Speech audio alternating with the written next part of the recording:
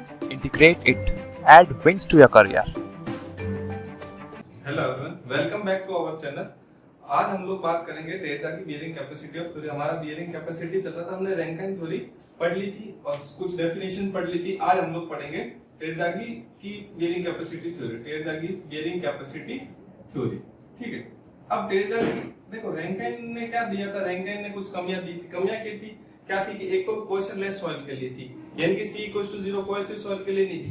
दूसरा हमने एक लिमिटेशन पढ़ी थी, अगर डेप्थ ऑफ फाउंडेशन 0 है तो बेयरिंग कैपेसिटी क्या आ रही थी, 0 आ रही थी, जो कि अपने लिए जो कि गलत बात है, जो सत्य नहीं है, असत्य बात है। तो दो लिमिटेशन ये हो गई। तीसरा, उसने शेप और साइज ऑफ फुटिंग के बारे में कोई बात नहीं की, चाहे शेप कैसे हो, सर्कुलर हो, स्क्वायर हो, रेक्टेंगुलर हो या कैसा भी शेप हो, उसके बारे में उसने कोई बात नहीं करी। और ना ही उसने साइज के बारे में बात करी, यानी कि विड्थ ऑफ फुटिंग चाहे कम हो ज्यादा हो, उस किसी के बारे में उसने कोई बात नहीं करी। तो ये क्या थे, लिमिटेशन। उन लिमिटेशंस को ओवरकम करने के लिए फिर टेरेसा की थ्योरी आई। टेरेसा की थ्योरी में क्या था, उसमें जैसे दो एलिमेंट माने थे, तो इसने अपने एलिमेंट कितने मान लिए, 3। तो जैसे देखो, ये कोई है, ठीक है, ये ग्राउंड लेवल हो गया, ये फुटिंग है, ठीक है, और ये क्या हो गया, लेवल ऑफ फाउंडेशन हो गया, ठीक है। अब इसने क्या माना, इसके भी कुछ एजम्पशंस थे, एजम्पशंस देखेंगे अपन सारे के सारे। इसने क्या जो है 3 एलिमेंट माने, उसने क्या माने थे, 2 एलिमेंट माने थे। एक तो जो जस्ट फुटिंग के नीचे था वो, और इसने माने 3 एलिमेंट। 3 कॉन्सेप्ट, एक तो जस्ट जो फुटिंग के साथ में है वो, लेकिन वो ट्रायंगुलर शेप में, दूसरा ऐसे वाले ये, और तीसरा वाला ये वाले। तो इसने माने 3 एलिमेंट्स। रैंकिन ने कितने माने थे, 2 माने थे, और इसने क्या माने, 3 एलिमेंट्स। यहां से ऊपर से लोड कितना आ रहा है, QU आ रहा है मान लो, ठीक है। तो अब अपने को क्या निकालनी है, इसकी बियरिंग कैपेसिटी। तो सबसे पहले ये जो जोन फर्स्ट है ना, 3 जोन में से जो जोन फर्स्ट है, इसको बोलते हैं जोन ऑफ इलास्टिक इक्विलिब्रियम। क्या बोलते हैं, जोन ऑफ इलास्टिक इक्विलिब्रियम। देख देता हूं मैं, जोन ऑफ इलास्टिक इक्विलिब्रियम। अब इसको जोन ऑफ इलास्टिक इक्विलिब्रियम क्यों बोलते हैं, क्योंकि इसका एक एजम्पशन था। एजम्पशन अपन अभी पढ़ेंगे, लेकिन इसका एक एजम्पशन क्या था कि जो सॉइल, जो बेस ऑफ फुटिंग है, ये जो फुटिंग है, इसका जो बेस है वो क्या है, रफ है। वहां पर क्या था, रैंकिन में क्या था, स्मूथ था, लेकिन यहाँ पर क्या है, रफ है। तो रफ होने की वजह से क्या होगा, इनके बीच में, सॉइल के और फुटिंग के बीच में क्या होगा, फ्रिक्शन होगा। फ्रिक्शन, अब ज्यादा फ्रिक्शन होगा तो क्या होगा कि इन दोनों का आपस में क्या होगा, मूवमेंट नहीं होगा।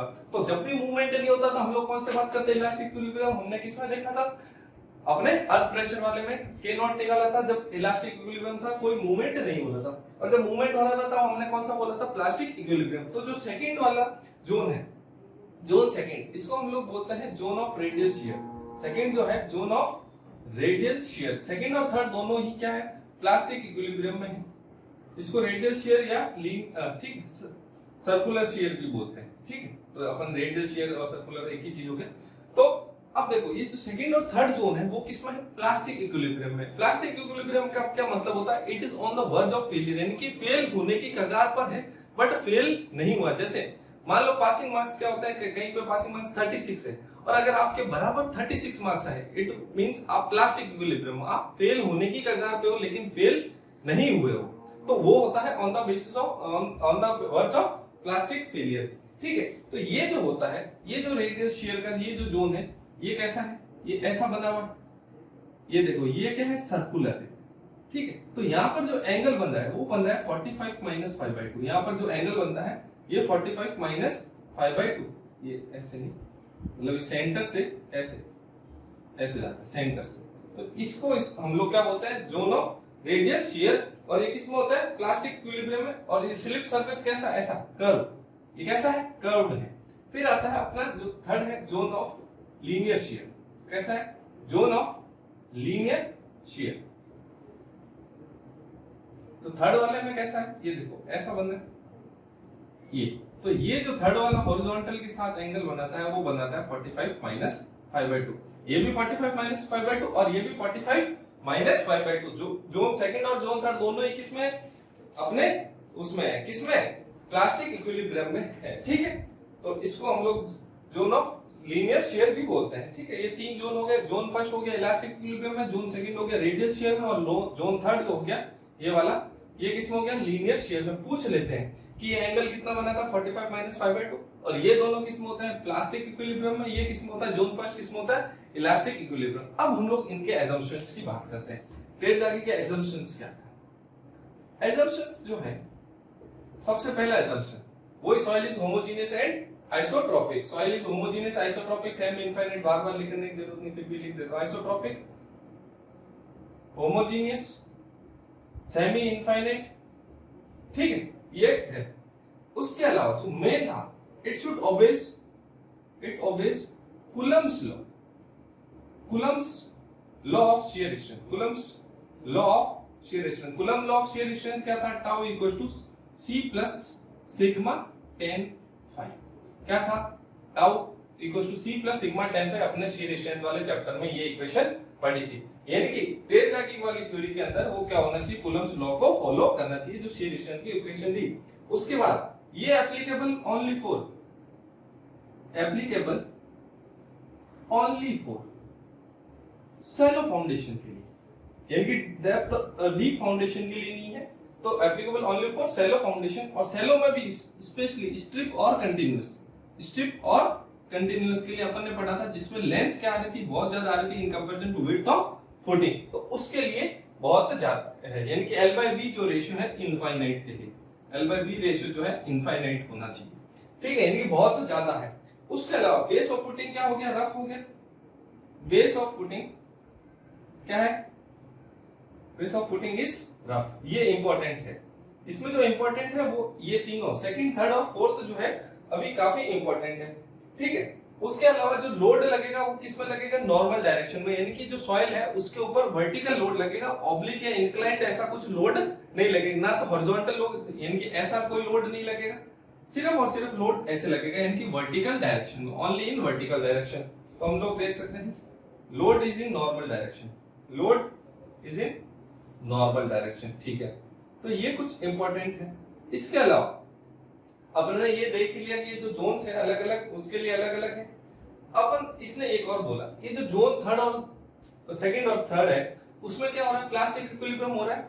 तो ये जो है ना, इसमें जो शियर का फेलियर, अब प्लास्टिक इक्विलिब्रियम है उसके जस्ट बाद तो फेल होने, अगर फेल होंगे तो इनमें जो शियर है वो कंप्लीट डेवलप होगा, और यानी कि कैसा होगा, जनरल शियर फेलियर होगा। कैसा फेलियर होगा, जनरल शियर फेलियर, GSF, यानी कि जनरल शियर फेलियर होगा इसके केस में, ठीक है। फुली डेवलप्ड शियर फेलियर होगा, यानी कि जो प्लास्टिक इक्विलिब्रियम है वो कंप्लीटली टूट जाएगा और वो जनरल शियर फेलियर के हिसाब से फेल होंगे, अगर फेल होगा तो। इसके अलावा एक और जो सबसे इसकी बड़ी कमी भी है, वो एक्चुअली क्या है, कमी भी है, उसने क्या बोला, ये जो लेवल ऑफ फाउंडेशन के ऊपर जितनी भी सॉइल है, जिसको हम लोग क्या बोलते थे, ये ओवरबर्डन सॉइल बोलते थे हम इसको, ये ओवरबर्डन सॉइल होती थी। अब ये जो ओवरबर्डन सॉइल है, इसने क्या बोला कि इस ओवरबर्डन सॉइल का इस पे फुटिंग पे कोई भी स्ट्रेंथ पे कोई फर्क नहीं पड़ेगा। ये जो सॉइल है इसका जो लोड आ रहा है, इसकी वजह से सॉइल की शेयर स्ट्रेंथ पे कोई भी फर्क नहीं पड़ेगा। एक्चुअल में तो क्या होगा, ये वाली सॉइल और ये वाली सॉइल आपस में कनेक्टेड है, यानी सपोर्टिंग सॉइल और ओवरबर्डन सॉइल दोनों आपस में कनेक्टेड। लेकिन टेरजागी ने क्या बोला कि ये दोनों का आपस में कोई लेना देना नहीं है, यानी कि ओवरबर्डन सॉइल कैसे हो गई, एक तरह से किसकी तरह काम करने लगी, सरचार्ज की तरह, यानी कि कोई भी ऐसा हम लोग इसको कह सकते हैं surcharge, which has no effect on the bearing capacity of soil, यानी कि सॉइल की बेयरिंग कैपेसिटी पे इसका कोई फर्क नहीं पड़ेगा, ठीक है। जैसे अपन ने कोई लोड रख देते थे ना, जैसे मान लो मैंने कोई 100 किलो का भार रख दिया, ऐसे सॉइल नहीं समझ के इसको इसने कोई ओवरबर्डन भार समझ लिया, सरचार्ज समझ लिया ऐसे अलग से, लेकिन सॉइल नहीं समझा। ये इसका सबसे बड़ा ड्रॉबैक भी है, assumption भी है और ड्रॉबैक भी है, अपने को यही ध्यान रखना है। तो 7 assumption पढ़ ले। सबसे इंपॉर्टेंट क्या है, मैंने क्या बोला, इट ऑब्वियस कूलम्स लॉ वाला, यानी कि tau equals to C plus sigma tan phi, applicable for shallow foundation, shallow में भी सिर्फ स्ट्रिप और कंटीन्यूअस, यानी कि length very greater than B, ठीक है। बेस ऑफ फुटिंग जो है वो रफ होनी चाहिए। लोड क्या लगेगा, नॉर्मल डायरेक्शन में लगेगा, यानी कि हॉरिजॉन्टल या इंक्लाइंड वगैरह कुछ नहीं लगेगा। जो शियर फेलियर होगा वो कैसा होगा, जनरल शियर फेलियर। अब आपके दिमाग में आ रहा होगा सर जनरल शियर फेलियर क्या होता है, अभी इसके बाद वही पढ़ेंगे अपन, मोड्स ऑफ फेलियर पढ़ेंगे, तब अपन ये डिस्कस करेंगे जनरल शियर फेलियर होता क्या है। अब इसके बाद अपन देखते हैं कि अब देखो इसमें आएगा यहाँ पे डेरिवेशन आएगा, कि अब डेरिवेशन तो हमको पढ़ना नहीं, हमको क्या पढ़ना है, डायरेक्ट इक्वेशन। इसने शियर फेलियर की क्या इक्वेशन दी, उसने क्या करा, जोन फर्स्ट वाला जो है इसको मान के एक इक्वेशन दी। अब मैं थोड़ा सा आपको बता देता हूं, जोन फर्स्ट वाला ये जो है ये ऐसा है, इसके ऊपर यहां से लोड आ रहा है। यहां पे देखो सॉइल क्या है, अब इसमें ना तो कोहेशन लेस तो बोला नहीं, तो सॉइल के ऊपर यहाँ पे एक तो यहाँ पे फ्रिक्शन लगेगा, ये नीचे जाने की कोशिश करेगा, इसको रेजिस्ट करेगा दोनों तरफ से। ये देखो ये नीचे जाने की कोशिश करेगा, जोन सेकंड इसको क्या करेगा, रेजिस्ट करेगा। दूसरा एक इस पे यहाँ पर कोहेशन भी लगेगा, तो तीन फोर्स लगेंगे, एक तो इसका वेट ऊपर से फ्रिक्शन, और एक इसका क्या लगेगा, कोहेशन। इनकी दोनों तरफ कोहेशन और फ्रिक्शन दोनों तरफ। तो इन तीनों के बैलेंस से जो इक्वेशन आएगी वो क्या आएगी, QU equal to CNC plus gamma DF into NQ plus 0.5 gamma B N gamma, 0.5 gamma B N gamma. क्या इक्वेशन आई, CNC plus gamma DF into NQ plus 0.5 gamma B N gamma. अब देखो C अपने को पता है cohesion होता है, लेकिन इसमें देखो NC NQ और N गामा तीन नई टर्म है, NC NQ और N गामा। ये जो तीनों है ये क्या है, बियरिंग कैपेसिटी पैरामीटर से, क्या है, बियरिंग कैपेसिटी पैरामीटर से, और तीनों ही डायमेंशन लेस है, तीनों ही डायमेंशन लेस है, ठीक है। और तीनों ही डिपेंड किस पे करते हैं, फाई पे। डिपेंड किस पे करते हैं, फाई, यानी कि इंटरनल एंगल ऑफ फ्रिक्शन पे डिपेंड करते हैं। फाई कम ज्यादा होगा तो इनकी वैल्यू पे फर्क पड़ेगा। और देखो अब ये तीन अलग अलग चीजें, तो मैंने आपको क्या बोला था, एक तो वेट की वजह से, एक फ्रिक्शन और एक कोहेशन की वजह से। तो ये जो है CNC किसकी वजह से आ रहा है, कोहेशन की वजह से, कोहेशन की वजह से। ये जो गामा DF NQ आ रहा है ये आ रहा है इसकी वजह से, ओवरबर्डन सॉइल की वजह से, इसको हम लोग ओवरबर्डन सॉइल की वजह से बोलेंगे।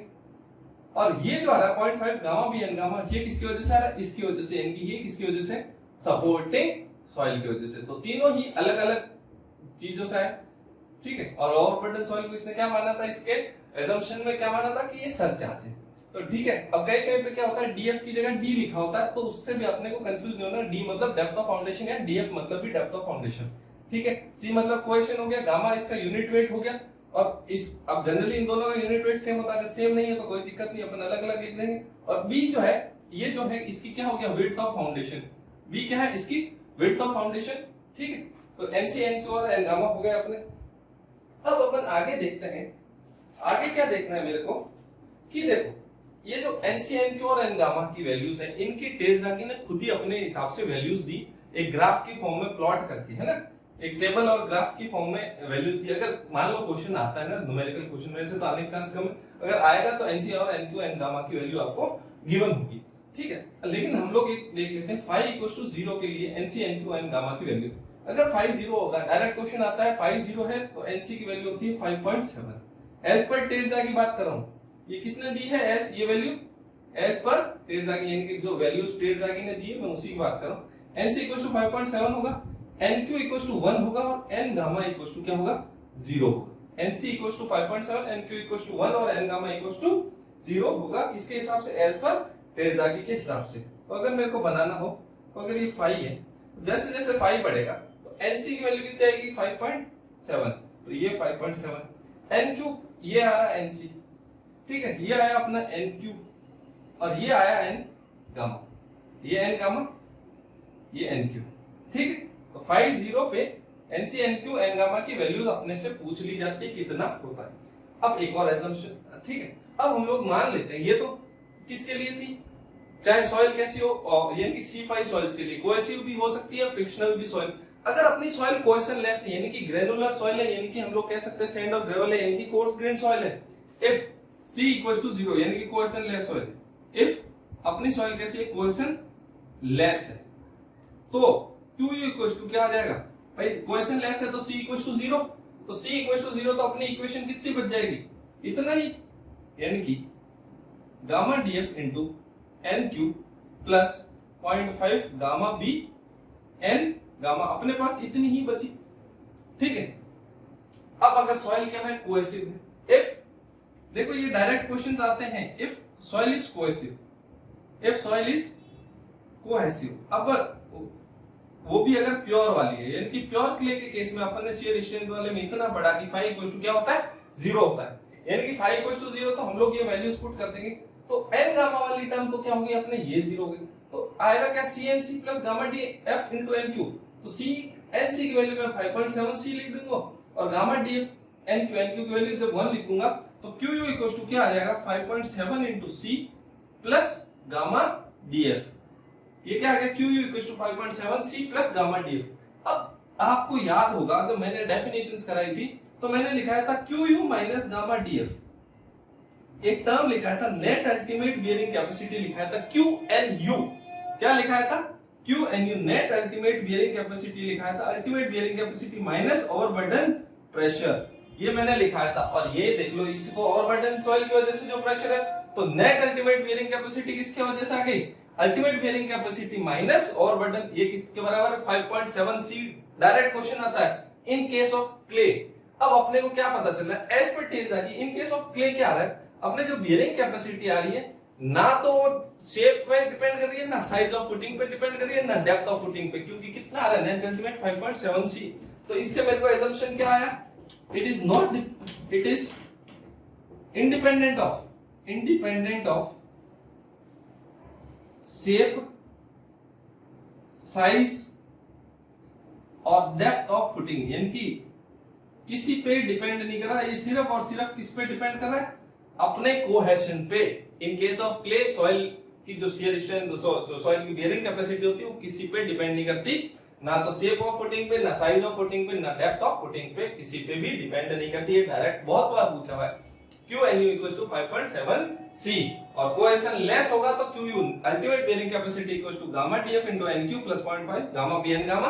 और आपको ये भी याद रखने हैं बियरिंग कैपेसिटी पैरामीटर्स की value at phi equals to 0 as पर टेलज़ागी। और अगर यहां पर आ जाए एज पर प्रांडल आ जाए, एक साइंटिस्ट था, अगर उसकी वजह से आ जाए तो 5.14 हो जाएगा NC की वैल्यू और बाकी सारी चीजें सेम रहेगी। अगर phi इक्वल्स टू 0 पे एज पर प्रांडल आ जाए तो 5.14 हो जाएगा, अदरवाइज बाकी सारी की सारी चीजें क्या रहेगी, सेम रहेगी, कोई भी परिवर्तन नहीं होगा। यानी कि NQ की वैल्यू 1 रहेगी, N गामा की वैल्यू क्या रहेगी, 0 ही रहेगी। अब देखो, अब टेलज़ागी ने किसके लिए दी assumption क्या था, सॉइल जो फुटिंग है उसका शेप कैसा है अपने, उसने क्या बोला कंटीन्यूअस फुटिंग के लिए, यानी कि स्ट्रिप फुटिंग जिसमें L is very very greater than B था। तो भाई साहब अगर स्क्वायर फुटिंग है तो क्या होगा, सर्कुलर फुटिंग है तो क्या होगा, तो फिर उसने कुछ रिकमेंडेशन दिया। अब रिकमेंडेशन क्या था, एज पर टेलज़ागी ने रिकमेंडेशन दिया कि अगर स्क्वायर फुटिंग है तो क्या हो जाएगा, QU equals to ultimate bearing capacity equals to CNC, यानी कि 1.3 आ जाएगा, यहां पे क्या आ जाएगा 1.3 आ जाएगा, 1.3 CNC प्लस QNQ। ठीक है, अब मैं आपको क्यों लिख रहा हूं इसका भी बताऊंगा। 1.3 CNC plus QNQ plus 0.4 gamma BN gamma. देखो चेंज कहां हो रहा है, चेंज सिर्फ दो जगह हो रहा है, यहां पर कुछ नहीं था तो 1.3 यानी कि 1 की जगह 1.3 और 0.5 की जगह क्या होगा 0.4 इन केस ऑफ स्क्वायर फुटिंग। अब बोलोगे सर ये क्यू तो यही होता है ना बेटा, गामा DF अपन इतने दिन से पढ़ते आ रहे हैं, चाहे मैं इसको क्यों लिखूं चाहे गामा DF, क्योंकि यहाँ क्या बोला था मैंने, और बटन को सरचा दिया, जानबूझ के लिखा, कई बार यहाँ पर सिर्फ क्यू लिखा होता है, इनके और बटन प्रेशर दिया होता है, गामा DF ही तो और बटन प्रेशर है, Q equals to gamma DF, यहाँ पे भी इसको लिख सकता हूँ, QNQ लिख सकता हूँ, है ना, कोई दिक्कत नहीं है। और अगर सर्कुलर फुटिंग होगी, ये टेलज़ागी नहीं दिया है कि अगर ऐसा होता है ऐसा कर लेना, पहले खुद ने दिया सेलो उसके लिए स्ट्रिप फुटिंग लिए, फिर खुद ही बोलते हैं अगर फुटिंग का शेप दूसरा हो ना तो ऐसे चेंज कर लेना, कोई दिक्कत नहीं, खुद ही बोलता है। तो QU इक्वल्स टू क्या आया था 1.2 CNC plus QNQ plus 0.3 gamma BN। अब बोलोगे सर, अब देखो B जो है यहाँ पर, B जो है वो डाया ऑफ फुटिंग है, डाया सर्कुलर है तो B क्या हो जाएगा, डाया ऑफ फुटिंग विड्थ बराबर डाया ऑफ फुटिंग। तो ये चीज आपको यहाँ पर ध्यान रखनी है, सर्कुलर फुटिंग के लिए हो गया, अपने स्क्वायर फुटिंग के लिए हो गए, सब चीजें हो गई, ठीक है। तो ये थी टेलज़ागी की थ्योरी। अब टेलज़ागी थ्योरी में एक आया था जनरल शियर फेलियर, तो अब हम लोग देखते हैं मोड्स ऑफ शियर फेलियर पढ़ते हैं। क्या पढ़ेंगे, मोड्स ऑफ शियर फेलियर। ये इक्वेशन टेलज़ागी की इक्वेशन बहुत ही इंपॉर्टेंट है। रैंकिन वाली इक्वेशन में क्या इंपॉर्टेंट था, मिनिमम डेप्थ ऑफ फाउंडेशन क्या आया था, QU अपॉन में gamma 1 minus sin phi upon में 1 प्लस sin फाई का होल स्क्वायर रैंकिन के हिसाब से। और यह टेरेसा की इक्वेशन क्या आया था, QU equal to CNC plus gamma DF into NQ plus 0.5 gamma B n gamma. ठीक है, अब हम लोग पढ़ते हैं modes of shear failure. Modes of shear failure. अब मोड्स ऑफ शियर फेलियर पढ़ना क्यों जरूरी है, क्योंकि देखो टेरेसा ने क्या बोला कि इसके जो फेलियर होगा किसके हिसाब से होगा, जनरल शियर फेलियर। तो शियर फेलियर और भी तरह के हैं, तो सिर्फ जनरल से काम चलेगा नहीं, अगर दूसरा हो गया तो सबसे पहला जो आ रहा है जनरल शियर फेलियर, GSF बोलते हैं इसको, शॉर्ट में लिखा होता है जनरल शियर फेलियर, मैंने भी शॉर्ट में लिखा था। ठीक है, एक होता है अपना local shear failure, local shear failure यानी कि LSF। एक होता है पंचिंग शियर फेलियर। अब देखो किताब में तो पूरा ही लिखा होगा, बट अपन फटाफट पढ़ेंगे ना, कहीं कहीं पे मान लो फटाफट लिखना हो तो जनरल शेयर फेलियर कौन लिखे, थोड़ा आलसी आदमी लिखने का मामला, तो general share failure GSF, local share failure LSF और पंचिंग शेयर फेलियर PSF ये होता है। अब लोकल शेयर फेलियर कहाँ होता है, मतलब सबसे पहले जनरल शेयर फेलियर ये होता है डेंस सॉइल, इसमें डेंस सैंड या स्टिफ क्ले, डेंस सैंड या स्टिफ क्ले या कह सकते हैं ओवर कंसोलिडेटेड क्लेज में क्या होता है, डेंस सैंड, स्टिफ क्ले या ओवर कंसोलिडेटेड क्ले में होता है। अब इसमें होता क्या है, जैसे ये फुटिंग है, ये कोई फुटिंग है, थोड़ी थोड़ी अच्छी बना दी। अब ये कोई फुटिंग है, ठीक है, और ये मान लो ग्राउंड लेवल है, ये इसकी बी है, ठीक है, ये इसका लेवल ऑफ फाउंडेशन। अब ये इसका लेवल ऑफ फाउंडेशन है, ये इसको इतना चौड़ा नहीं बनाते, अपन सरल बना लेते हैं,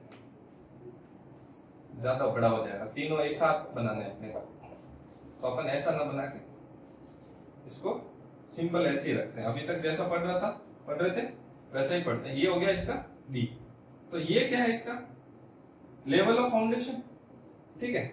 अब क्या होगा, ये क्या होगा, फेल होगी, यानी कि नीचे की तरफ जाएगी। जब ये फेल होगा तो नीचे वाली सॉइल यहाँ वाली फेल होगी, तो ये वाली सॉइल क्या होगी, पास वाले पे प्रेशर लगाएगी, यानी कि अपन ने रैंकिन में क्या पढ़ा था, एक एक्टिव जोन में होता है, ये पैसिव जोन। जब ये नीचे जाएगी तो इधर पास वाले पे फोर्स लगेगी, पास वाला पैसिव में क्या होता है कि सॉइल ऊपर की तरफ आती है, तो यहाँ पर क्या होगी, कंसीडरेबल बल्जिंग।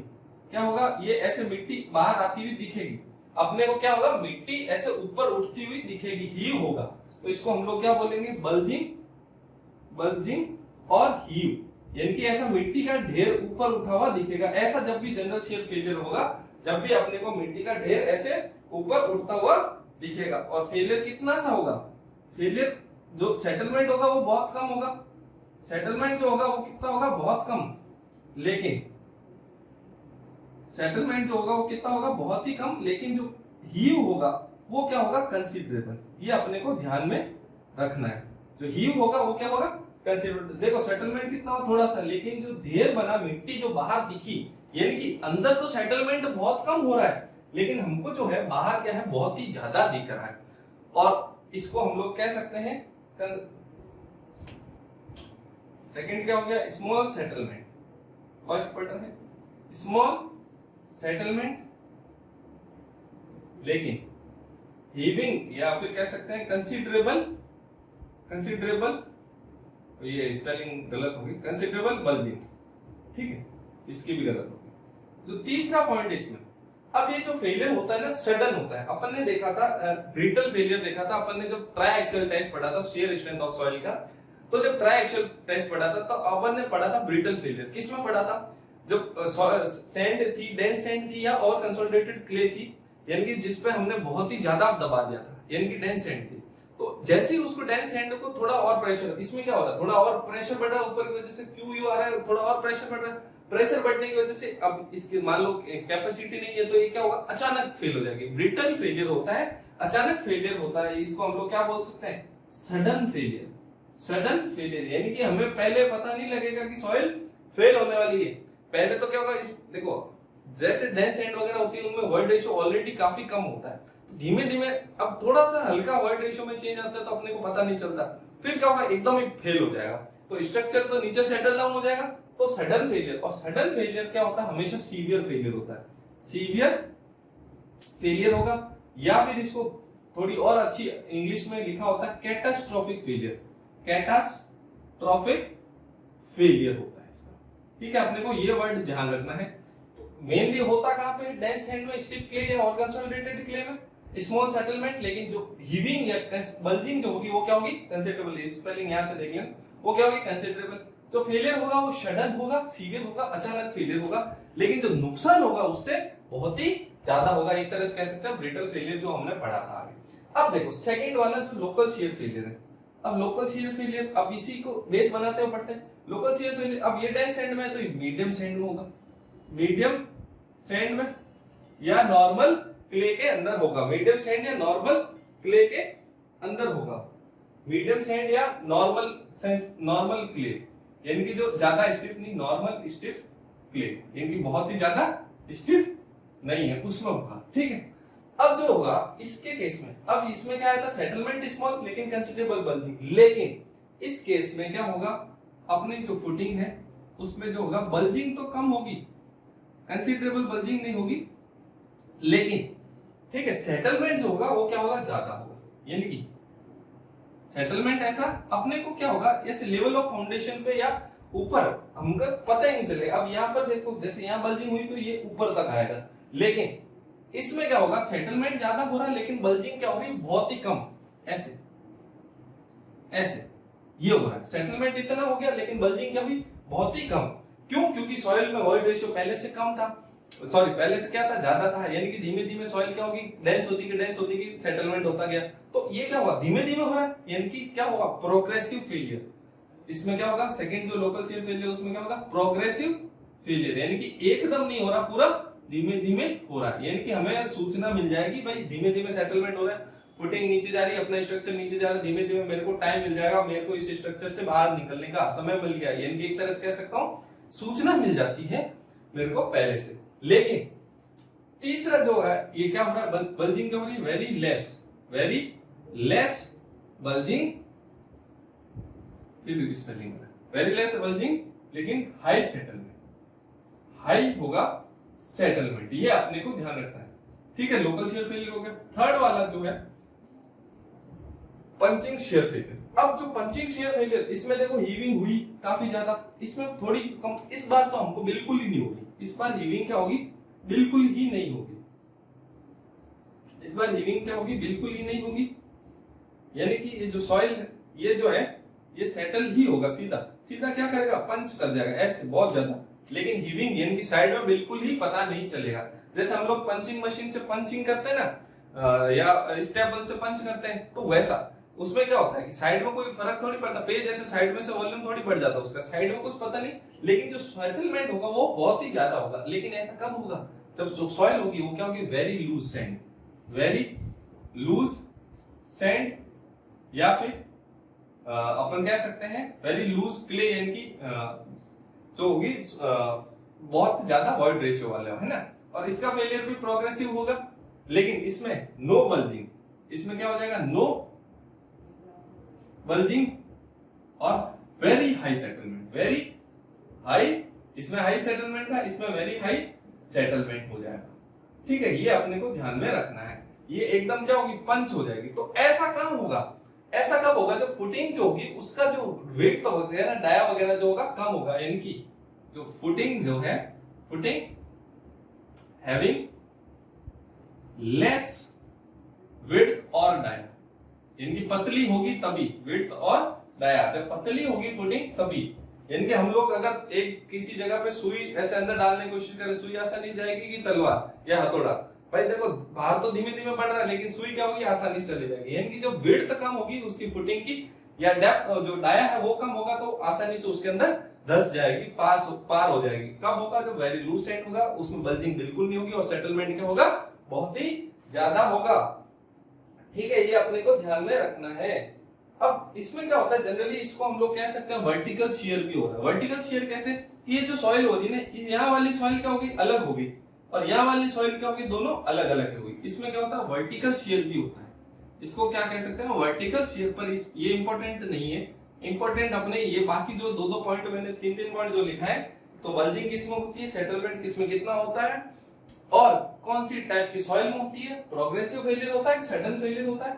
तो ये पहले वाला सडन, बाकी दोनों ही प्रोग्रेसिव फेलियर होते हैं। सबसे ज्यादा नुकसान इसकी वजह से होगा, इन दोनों की वजह से नुकसान कम होगा। यानी कि कम क्यों होगा, देखो इसमें अब तुम लोग बोलोगे सर सेटलमेंट तो ज्यादा, भाई इसमें हमको टाइम मिल रहा है, सडन फेलियर नहीं है, प्रोग्रेसिव फेलियर है। तो और जब ये होगा तो इसकी वजह से तो जान माल का नुकसान होगा, ज्यादा होगा। इसमें तो हम लोग बचाव के उपाय कर सकते हैं, ठीक है, अगर चाहे तो। अगर पता ही नहीं चलेगा, एकदम सीधे फेल, जैसे भूकंप आता है तो पता थोड़ी चलता है, नहीं पता चलता, तो ऐसा टाइप का फेलियर, अचानक पूरा स्ट्रक्चर धड़ाम, ठीक है, तो ऐसा होगा। अब देखते हैं कि इसमें कब क्या सेटलमेंट वगैरह निकालने के तरीके, पहले इसमें देखते हैं, ठीक है। अब डायग्राम तो ये मिटा ही देते हैं, चलो ये रहने देते हैं, ये तीनों रहने देते हैं, थ्योरी मिटा देते हैं, ठीक है, थ्योरी मिटा देते हैं। अब इनके ऊपर ही इनके डायग्राम बनाऊंगा मैं, यानी कि सेटलमेंट वगैरह निकालने के, ठीक है। लोड अगेंस्ट सेटलमेंट इधर क्या आएगा, अब देखो लोड अगेंस्ट सेटलमेंट, दो लोड की वजह से सेटलमेंट होगा, तो लोड इधर, और सेटलमेंट क्या आएगा इस तरफ। तो लोड किस फॉर्म में है, क्यू यू की फॉर्म में, और सेटलमेंट ये इधर, ये देखो क्यू यू लग रहा है, ठीक है, सेटलमेंट इधर। तो इसमें क्या हो रहा है, सडन फेलियर होता है। शुरुआत में ऐसा हुआ, देखो सेटलमेंट कम हो रहा है, लोड बढ़ता गया, फिर एकदम क्या हुआ, यहाँ फेल हो गया, ऐसे सिंपल। तो यहाँ पर मैं क्या निकाल लूंगा, ये क्या हो जाएगा मेरा, इसकी बियरिंग कैपेसिटी आ जाएगी। जहां पे फेल होने से थोड़ा पहले वाला क्या आ जाएगा, मेरा लोड आ जाएगा, यानी कि अल्टीमेट लोड। ये इसकी कह सकता हूं मैं लोडिंग इंटेंसिटी, या इसको मैं क्या कह सकता हूं, लोडिंग इंटेंसिटी, या इसकी कैपेसिटी जो है इतना ही लोड लेने की है, ठीक है, फेलियर से जस्ट पहले, देखो है ना। अब लेकिन इसमें क्या होगा, इसमें जब मैं बनाऊंगा ये लोड वर्सेस सेटलमेंट कर, इधर लोड वही क्यू यू, इधर सेटलमेंट। अब इसमें क्या हो रहा है, धीमे धीमे हो रहा है, धीमे धीमे ऐसे होगा। तो मैं दो तरीके से निकाल सकता हूं, एक तो लॉग से, या दो स्ट्रेट लाइन से, या स्ट्रेट लाइन मेथड से, या लॉग मेथड से। अब स्ट्रेट लाइन मेथड क्या होगा, ये ऐसे दो टेंजेंट बना दिए, जिसको मैं टेंजेंट मेथड भी बोलता हूं। तो ये मेरा क्या आ जाएगा, क्यू यू, ठीक है, ये मेरा क्यू यू आ गया। और अगर मेरे को लॉग मेथड से बनाना है, तो मैं दोनों ही तरफ, ये क्या हो जाएगा मेरा लॉग ऑफ क्यू यू, यानी कि लोड, और ये क्या हो जाएगा लॉग ऑफ सेटलमेंट, यानी कि दोनों ही लॉग की टर्म है, सेमी लॉग कर्व नहीं, कंप्लीटली लॉग कर्व। और ये जो आएगा मेरा स्ट्रक्चर सिंपल सा कैसा आ जाएगा, ये ऐसा आ जाएगा। सिंपल सा क्या आएगा, एकदम स्ट्रेट लाइन आ जाएगी, और एक स्ट्रेट लाइन ऐसा आ जाएगी। ये दोनों जहां मिलेगी वो क्या हो जाएगा मेरा क्यू यू, यानी कि लोडिंग इंटेंसिटी। और तीसरे के केस में भी अपना ऐसा ही हो जाएगा। तीसरा तो भाई सीधा के सीधा क्या हो गया, फेल हो गया। तो तीसरे में स्ट्रक्चर बनता है लोड वर्सेस सेटलमेंट का, ये लोड और ये हो गया सेटलमेंट, ये ऐसे फेल होगा, ठीक है। तो ये अपन ने इनके लोड वर्सेस सेटलमेंट कर्व पढ़ लिए। अब हम लोग पढ़ते हैं कि जनरल शियर फेलियर होगा कब, यानी कि ये तो अपन ने ऐसे पढ़ लिया कि भाई जब डेंसिटी मतलब वॉइड रेशियो कम होगा तब ये होगा, ज्यादा होगा तब ये होगा, और ज्यादा होगा तब ये होगा। लेकिन कितना void ratio, punching shear failure और जनरल शियर फेलियर के लिए वॉइड रेशियो की लिमिट्स है, कितनी है देख, ठीक है। अब वो लिमिट्स देखते हैं हम लोग तीनों के लिए, जनरली हम लोग देखेंगे दो के लिए। पंचिंग शियर फेलियर तो कब होगा, जब एकदम वो पूरा का पूरा फेल हो जाएगा, ठीक है। तो जनरल शियर फेलियर के लिए अपने जो है वॉइड रेशियो जो है शुड बी लेस देन 0.55 होना चाहिए। Internal angle of friction phi जो है वो greater than 36 degree, greater than equal to 35 degree होना चाहिए। अब कहीं कहीं पे 36 भी लिखा होता है, अब वो क्यों, अब उसका भी मैं आपको बताऊंगा, ठीक है। तो ग्रेटर देन इक्वल टू 36 लिखा रहा हूं मैं, वो 35 क्यों होता है वो अपन देखेंगे। और रिलेटिव डेंसिटी जो है greater than 70%, greater than equal to 70%। Relative density किससे डिनोट करते थे, आईडी से। आईडी क्या होता था वो, e maximum minus e natural upon में e maximum minus e minimum अपन ने देखा था। तो ठीक है, तो ये चीज अपने को तीन चीजें ध्यान रखनी है, ठीक है। और एक जो होता है इनमें आता है एसपीटी नंबर, एन जो है ग्रेटर देन 30 आना चाहिए। एन मतलब एसपीटी नंबर, एसपीटी मतलब स्टैंडर्ड प्रॉक्टर टेस्ट होता नहीं है, स्टैंडर्ड पेनिट्रेशन टेस्ट होता है। कॉम्पैक्शन वाला कहीं समझ ना लेना, स्टैंडर्ड प्रॉक्टर टेस्ट ये होता है स्टैंडर्ड पेनिट्रेशन टेस्ट। ठीक है, तो ये अपने को ध्यान में रखना है। ये जनरल शेयर फेलियर के। लोकल शेयर फेलियर के लिए क्या होगा, यानी कि लोकल शेयर फेलियर के लिए ई जो है ग्रेटर देन 0.75, फाई जो है less than equal to 29 degree, और रिलेटिव डेंसिटी आईडी जो है less than 20%, less than equal to 20%, और जो एन की वैल्यू है वो लेस देन 10 आनी चाहिए। ये जो है कुछ पैरामीटर्स हैं। अब एक आता है अपना जो है ट्रांजिशन शेयर फेलियर। अब एक आता है ट्रांजिशन जोन। ट्रांजिशन जोन क्या होता है, जब फाई जो है 29 से लेके 36 डिग्री के बीच में होगा तब अपने क्या आएगा, ट्रांजिशन जोन। अब देखो, अब अगर सॉइल, उसने तो क्या बोला, टेरजागी ने क्या बोला कि जनरल शेयर फेलियर हो रहा है। अगर सॉइल गलती से लोकल शेयर फेलियर में आएगी तो जो सी की वैल्यू होगी, यानी कि मोबिलाइज्ड हो जाएगा, मोबिलाइज्ड कोहेशन और मोबिलाइज्ड फ्रिक्शन होगा। मोबिलाइज्ड कोहेशन और mobilised internal angle of friction काम में लेंगे। किस केस में, इंटरनल एंगल ऑफ फ्रिक्शन, यानी कि हम लोग क्या काम में लेंगे, सी एम और फाई एम। किसकी जगह, सी और फाई की जगह। तो सी एम इक्वल टू क्या होता है, 2/3 टाइम्स ऑफ सी, और फाई एम जो होगा वो भी 2/3 टाइम्स ऑफ फाई, यानी कि इसको हम लिखेंगे 10 phi M equal to 2/3 10 phi, ऐसे निकलेगा। ठीक है, ये ऐसे नहीं निकल के फाई एम कैसे निकलेगा, 10 phi M equal to 2/3 10 phi, और C M equal to 2/3 times of C. अगर जनरल शेयर फेलियर की जगह लोकल शेयर फेलियर होता है तो कोहेशन क्या हो जाएगा, मोबिलाइज्ड, वो हो जाएगा 2/3 सी, और फाई एम क्या हो, कैसे निकलेगा, 10 phi M equal to 2/3 10 phi. ये अपना पूरा का पूरा टेरजागी का थ्योरी हो गया, बेयरिंग कैपेसिटी का पूरा। अब नेक्स्ट लेक्चर में हम लोग क्या पढ़ेंगे, कुछ और चीजें पढ़ेंगे, जैसे स्कैम्पटन इक्वेशन पढ़ेंगे, आईएस कोड इक्वेशन पढ़ेंगे, ग्राउंड वाटर टेबल की वजह से फर्क जो पड़ रहा है, किन किन चीजों पे बेयरिंग कैपेसिटी अपना इफेक्ट होता है, ये सब चीजें अपन नेक्स्ट लेक्चर में पढ़ेंगे। Thank you for watching us. Thank you for watching the video. Please like, share and subscribe the channel Integrated.